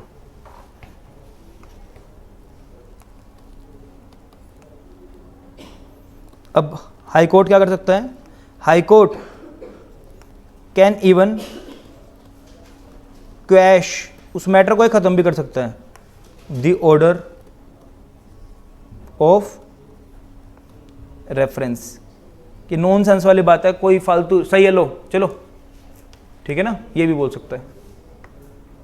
और द हाई कोर्ट में ऑल्टर, कैंसल, और एक ही बात होती है वैसे तो, सेट असाइड एनी डिक्री और ऑर्डर पास्ड और made by the court making the reference. ठीक है, और सच ऑर्डर ऐसे थिंग्स फिट, जो भी उसको करना हो, देख लो. चलो एक दो चार वर्ड है वो भी, एंड उसको कैंसिल करके make such order as it thinks fit, और वो ऑर्डर जो उसको सही लगेंगे.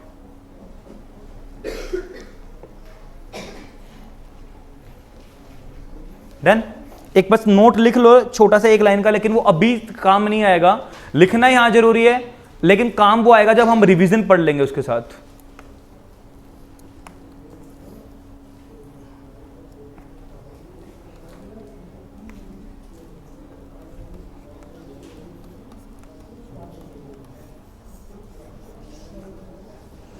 नोट, ये मेरा क्वेश्चन है, मतलब तो लिखो इसको, दिमाग घुमाने वाला. हाँ जी,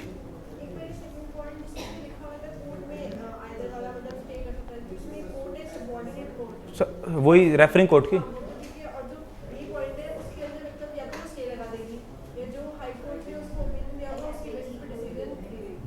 पहले ही रेफर करते टाइम पे या तो स्टे लगा देगी, या फिर पहले ही डिसीजन दे देगी, लेकिन वो डिसीजन कंटिंजेंट होगा, यानी जो हाई कोर्ट देगा उसके ऊपर डिपेंड होगा. देखो, an order refusing to make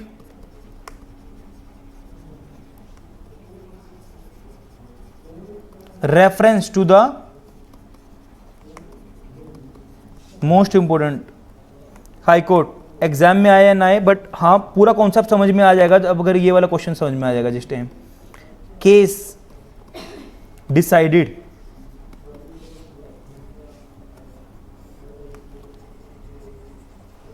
under, लिखवा रहा हूँ ये मतलब कर रहा हूँ ठीक, section 115 of the CPC and is रिवाइजेबल।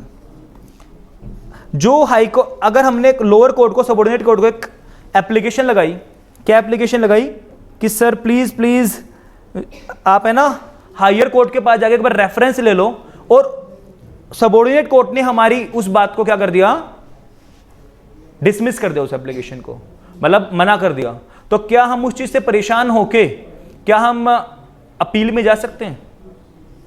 N order refusing to make reference to high court is a case decided under section 115। तो मान लिया जाएगा को अगर वो जेन्युइन था तो मान लिया जाएगा हम उसको कहां लेके जा सकते हैं, 115। रिवीजन बताया था मैंने आपको कि इररेगुलरिटीज जो कोर्ट को करना चाहिए था फिर भी कोर्ट ने नहीं किया, तो उसकी पार थी फिर भी कोर्ट ने नहीं किया, तो वहां मैं उसके अगेंस्ट एक्शन ले सकता हूं।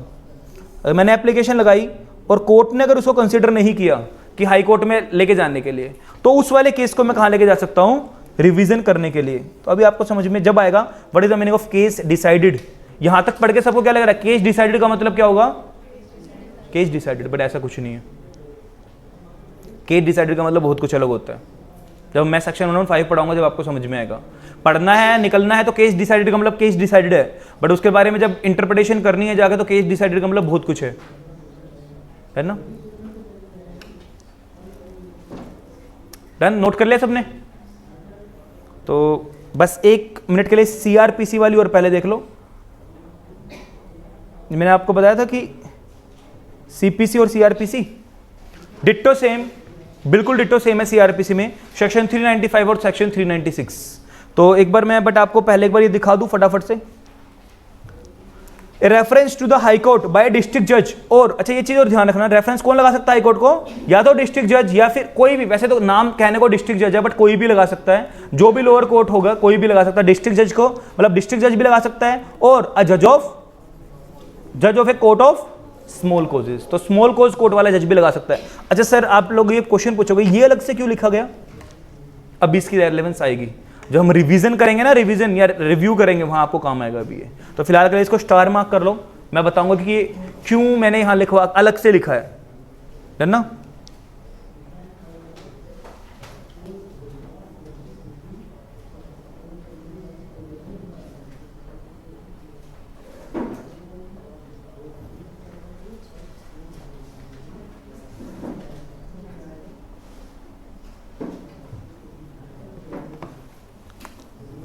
Under the provision of the section 113 and order 46 rule 1 of the CPC should be made only when the presiding judge entertain a reasonable doubt on the point। अब तो आपको बच्चे लग रहे होंगे ये चीज पढ़ने में, बिल्कुल अगर पहले पढ़ते तो माइंड में क्वेश्चन मार्क उठता सर ये क्या मतलब है, ये क्या मतलब है, बट अब तो बिल्कुल इजी लग रहा होगा। Provided that where the court is satisfied that a case pending, क्या satisfy है, जो case pending before it involves a question of as to the validity of act, ordinance, regulations, the determination of which is necessary for the disposal of the case। लिखवा दिया मैंने आप लोगों को।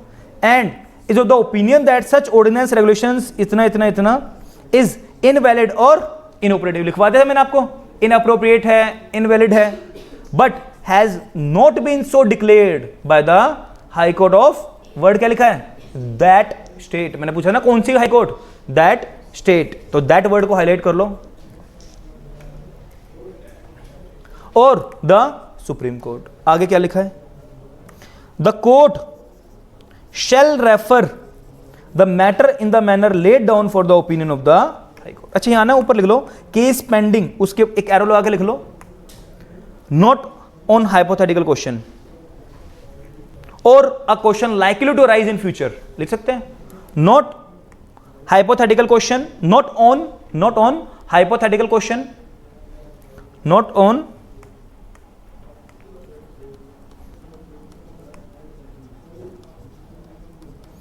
hypothetical question or a point likely to arise in future। भले ही कितना भी अच्छा पॉइंट क्यों ना हो, बट स्टिल अगर वो केस पेंडिंग होना चाहिए। आगे, what is the meaning of reasonable doubt? अभी आपके ऊपर माइंड में क्वेश्चन आया होगा, या फिर जब अब तो मैंने आपको बता दिया, बट इसको हाईलाइट कर लो या सर्कल कर लो। What is the meaning of reasonable doubt on the point of law? ये मैंने नीचे एक्सप्लेन कर दिया। What is the meaning of reasonable doubt on a point of law?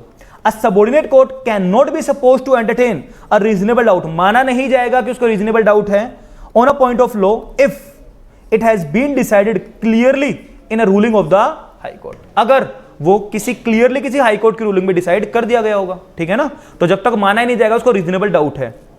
Unless, बताया था मैंने आपको, अगर किया है बट उसी के ऊपर कोई दूसरी रूलिंग वगैरह आ गई है, खुद से क्लियर नहीं हो रहा, the same doubt has been thrown, फिर भी निकल के आ रहा है, on the correctness of the same by ruling of the supreme court. High court ने कुछ और दी, सुप्रीम कोर्ट ने कुछ और दे दी, या किसी और मैटर में कुछ और दे दी, खुद की बातों में कॉन्ट्रडिक्शन हो रहा है, तो हम कर सकते हैं, अदरवाइज नहीं माना जाएगा reasonable doubt. NOR has an appellate court, इसको एक बार हाईलाइट कर लो, एक बार इस लाइन की इंटरप्रिटेशन बताना।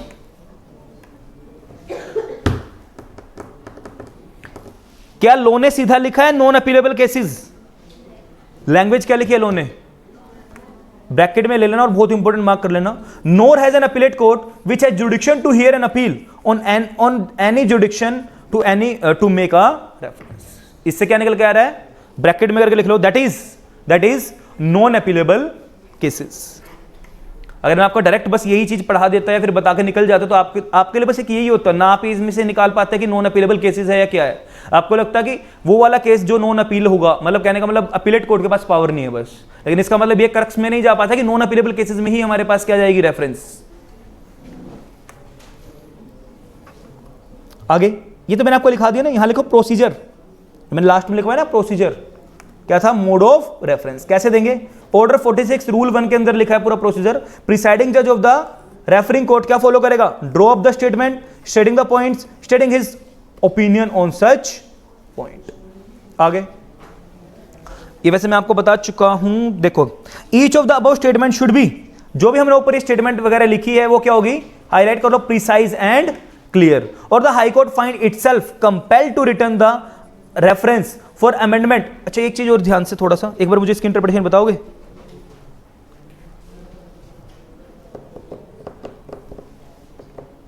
अगर आपने इसको लंबे लेंथी लिख दिया या इसका पर्पस पूरा फुलफिल नहीं किया, तो क्या मैं बोल सकता हूं हाई कोर्ट कंपेल हो जाएगी, एक तरह से बाढ़ हो जाएगी, जबरदस्ती उसके ऊपर हो जाएगा कि उस चीज को दोबारा रेफरेंस को रिटर्न कर देना आपकी, और बोलना कि इसको अमेंडमेंट करके दो, इसको ढंग से लिख के दो। ठीक है, ये कौन बोलता है? ऑर्डर 46 रूल 5, इसको सही से करके दो of the case. Done. It is essential that the true character of the suit should be described with precision and accuracy. तो क्या मैं बोल सकता हूं कि रेफरेंस में भी, मैंने बताया था ना आपको, drawing up a statement of the fact, तो ट्रू पिक्चर बता दो जो हमारा सूट था, अपील थी, whatever as the case में भी, उसको प्रिसाइज और एक्यूरेसी, प्रिसाइज मतलब शॉर्ट में और करेक्ट लैंग्वेज में बता दो कि हेडिंग ऑफ द रेफरेंस के अंदर ही कि हमारा एक्चुअली में true picture of the suit क्या थी, उसके बारे में भी थोड़ा सा हाई कोर्ट को बता दो कि इन रियल नेचर क्या था सूट का, जिसमें मैं रेफरेंस में आया हूं। आगे, a reference by the civil court under order 46 of the CPC shall not be made until RWBH मतलब reasonable opportunity of being heard, until the party to the suit have had an opportunity of showing cause against such reference in the court which proposes it to make। that means लिख लो यहाँ RWBH,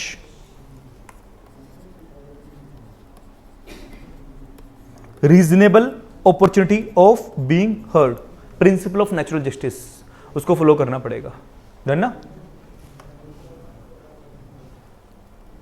in short रूप, जब तक दोनों party को क्या नहीं दे, बताया था मैंने आप लोगों को, दोनों पार्टीज को अपॉर्चुनिटी देनी पड़ेगी।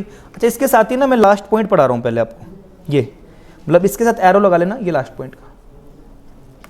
While making reference under this rule, court is not to submit its opinion on merits. लिखवाया था मैंने आपको, भाई अपना ओपिनियन मेरिट्स के साथ कोई रिक्वायरमेंट नहीं है कोर्ट को। अब देखो, the court making reference shell give notice इधर ओरली और इन राइटिंग, जो भी रेफरेंस दे रही है वो नोटिस देगी टू सच पार्टीज, पहले देगी उनको, एज अटेंडेड और रिप्रेजेंटेड इन द कोर्ट, या तो खुद से आओ या फिर अपने रिप्रेजेंटेटिव को भेज दो कोर्ट में। When the order of the reference is made, जब वो ऑर्डर ऑफ द रेफरेंस देगी, वही ऊपर हो चुका है, रीजनेबल अपॉर्चुनिटी देगी। That the attendance of the parties in the high court at the hearing of the reference is not obligatory, क्योंकि हाई कोर्ट के पार्ट पे कोई भी ऑब्लिगेटरी नहीं है कि हम आपकी दोनों की हियरिंग्स करवा दें। अगर हाई कोर्ट चाहे तो करवा सकता है और चाहे तो ना भी करवाए। ठीक है, आगे, the date specified shall be such as to allow a reasonable time. अच्छा, जनरली जो हमने बोला ना नोटिस देंगे, रिटर्न नोटिस देंगे दोनों पार्टीज को, जनरली ओरल देंगे, रिटर्न देंगे, जनरली उसके अंदर जो डेट डालेंगे वो कितनी देंगे, 1 महीना तो अप्रोक्सीमेटली देके चलेंगे दोनों पार्टीज को। Reasonable time for the parties to appear in the, अगर हाई कोर्ट में भी अगर बुलाना चाहती है हाई कोर्ट भी दोनों पार्टीज को, अगर नोटिस दे रही है, हम नोटिस दे रहे हैं, व्हाटएवर एज द केस में भी, तो वो कम से कम रीजनेबल टाइम होगा, और वो कम से कम कितना दिन होगा, 1 महीना, उससे कम तो नहीं होगा अगर वो चाहे तो, है ना। तो पूरा पूरा समझ में आया। पहले एक बार मैंने समझा दिया, एक बार अपनी लैंग्वेज में लिखवा दिया और एक बार यहां से बढ़ा दिया। एक बार बस 1 ही मिनट का 4 या 5 लाइन वो देख लो, उसके बाद मैं ब्रेक लेता हूं। ठीक है,